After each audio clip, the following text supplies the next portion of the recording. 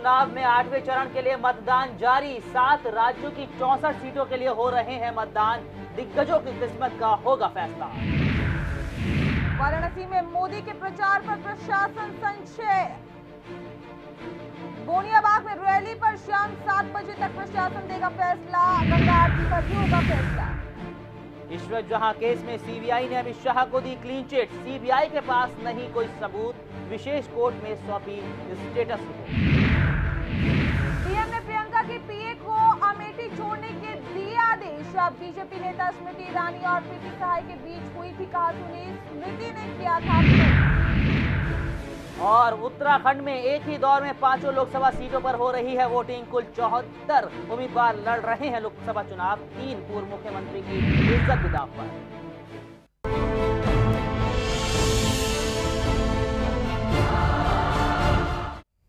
नमस्कार, खास खबर में स्वागत है आपका और मैं हूं आपके साथ नेहा शर्मा। मैं हूं अब्दुल।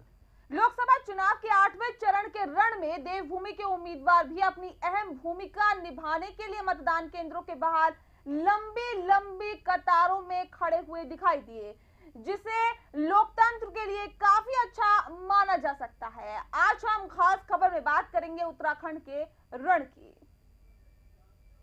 आज उत्तराखंड की 5 सीटों पर मतदान हुआ। जनता जनार्दन ने भी इस लोकतंत्र के पर्व में बढ़ चढ़कर हिस्सा लिया। इन सभी सीटों पर कई दिग्गजों की किस्मत का फैसला आज होना है। आपको बता दें कि आज ईवीएम में उन तमाम दिग्गजों की किस्मत कैद हो गई है और ये तो आने वाले वक्त में ही पता चलेगा कि आखिर कौन किस पर भारी पड़ा है। पेश एक रिपोर्ट।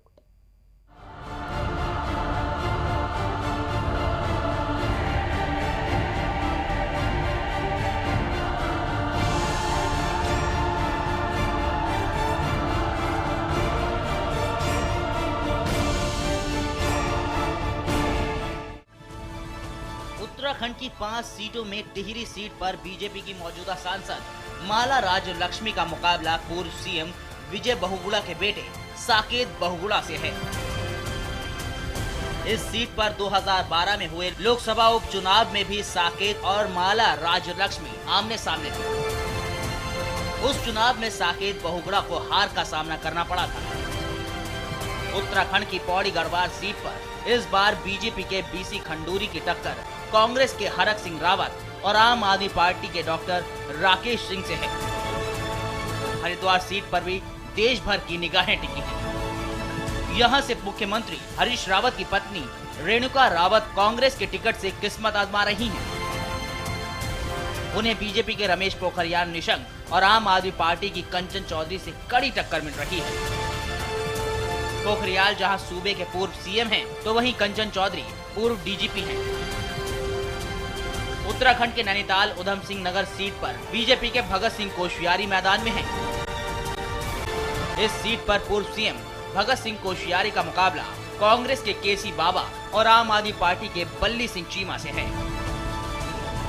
अल्मोड़ा सीट पर कांग्रेस के उम्मीदवार प्रदीप टमटा का मुकाबला बीजेपी के अजय टमटा से है। प्रदीप टमटा मौजूदा सांसद हैं। 2009 के लोकसभा चुनाव में ये ही 2 उम्मीदवार चुनाव मैदान में थे, जिसमें प्रदीप टमटा ने अजय टमटा को करीबी मुकाबले में मात दी थी। प्रदीप वेदवाल, रिपोर्टर 24/7।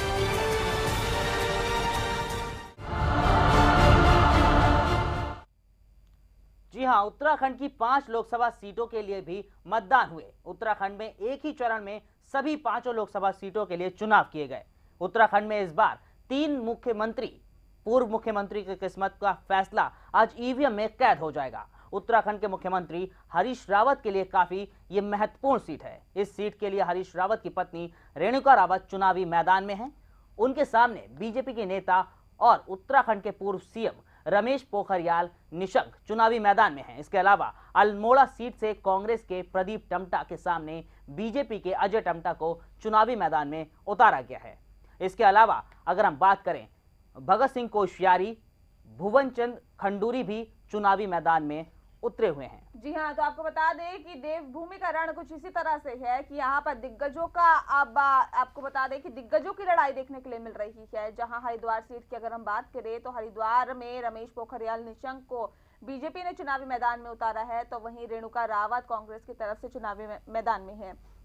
वहीं बात करें आम आदमी पार्टी की तरफ से तो पूर्व डीजीपी कंचन चौधरी भट्टाचार्य को चुनावी मैदान में उतारा गया है। आपको बताना चाहेंगे टिहरी की बात करें तो टिहरी में यहां पर कड़ा मुकाबला कांग्रेस और बीजेपी के बीच में देखा जा रहा है, जहां टिहरी में विजय बहुगुणा के बेटे साकेत बहुगुणा पर कांग्रेस ने भरोसा जताया है। हालांकि उपचुनाव में हार का सामना करना पड़ा था साकेत बहुगुणा को, लेकिन एक बार फिर से जब कांग्रेस के आलाकमान ने भरोसा जताया है तो चुनावी अखाड़े में दिखाई दे रहे हैं अब साकेत बहुगुणा। हालांकि उनके सामने एक बहुत बड़ी चुनौती है, क्योंकि महारानी राजलक्ष्मी को बीजेपी ने चुनावी अखाड़े में एक बार फिर से मौका दिया है उतरने का। और साथ ही साथ आपको बता दें कि वर्तमान सांसद है महारानी राजलक्ष्मी, ऐसे में काफी बड़ी चुनौती वो अब साकेत बहुगुणा के सामने पेश करेंगी। अगर बात करें पौड़ी सीट की, पौड़ी सीट पर बीसी खंडूरी पूर्व मुख्यमंत्री है और ईमानदारी छवि के लिए जाने जाते हैं बीसी खंडूरी, जो कि अब पौड़ी संसदीय क्षेत्र से चुनावी मैदान में है।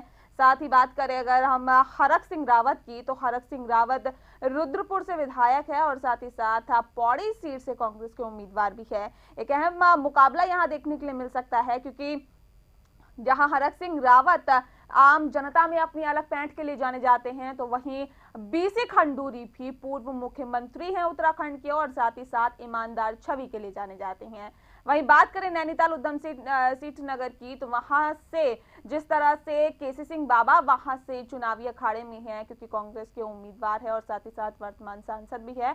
आपको बता दें कि केसी सिंह बाबा सीधे सीधे अब चुनौती दे रहे हैं वहां पर भगत सिंह कोश्यारी को। भगत सिंह कोश्यारी राज्यसभा से सांसद भी है और साथ ही साथ आपको बताना चाहेंगे कि पूर्व मुख्यमंत्री है उत्तराखंड के भगत सिंह कोश्यारी, और काफी अहम मुकाबला यहां पर देखने के लिए मिल सकता है दोनों के बीच, क्योंकि वर्तमान सांसद है नैनीताल उधम सिंह नगर से केसी सिंह बाबा और एक अलग पैंठ आम जनता के बीच में रखते हैं। वहीं अब बात करें अल्मोड़ा सीट की, अल्मोड़ा जो सीट है वो 5वीं सीट उत्तराखंड में है, जहां पर प्रदीप टम्टा वर्तमान सांसद है और साथ ही साथ अजय टम्टा चुनौती दे रहे हैं प्रदीप टम्टा को। आपको बताना चाहेंगे सन 2009 की बात करें तो अजय टम्टा को प्रदीप टम्टा ने हराया था, लेकिन एक बार फिर से जब आप बीजेपी आलाकमान ने भरोसा अजय टम्टा पर जताया है, तो अब देखने वाली बात यह होगी कि आखिर किस तरह से कड़ी चुनौती एक दूसरे को ये दिग्गज दे पाते हैं।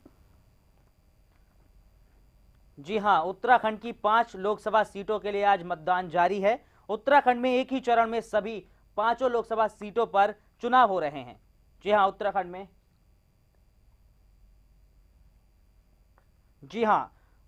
में एक ही चरण में 5 लोकसभा सीटों पर चुनाव हुए। आपको बता दें उत्तराखंड में इस बार 3 पूर्व मुख्यमंत्रियों की किस्मत का फैसला आज ईवीएम में कैद हो गया। उत्तराखंड के मुख्यमंत्री हरीश रावत के लिए यह काफी महत्वपूर्ण सीट है। इस सीट में से हरीश रावत अपनी पत्नी रेणुका रावत को उन्होंने चुनावी मैदान में उतारा है। उनके सामने बीजेपी के नेता और उत्तराखंड के पूर्व सीएम रमेश पोखरियाल निशंक चुनावी मैदान में हैं। जी हाँ, तो आपको बताना चाहेंगे कि देवभूमि का रण कुछ इसी तरह से देखने के लिए यहाँ मिल रहा है।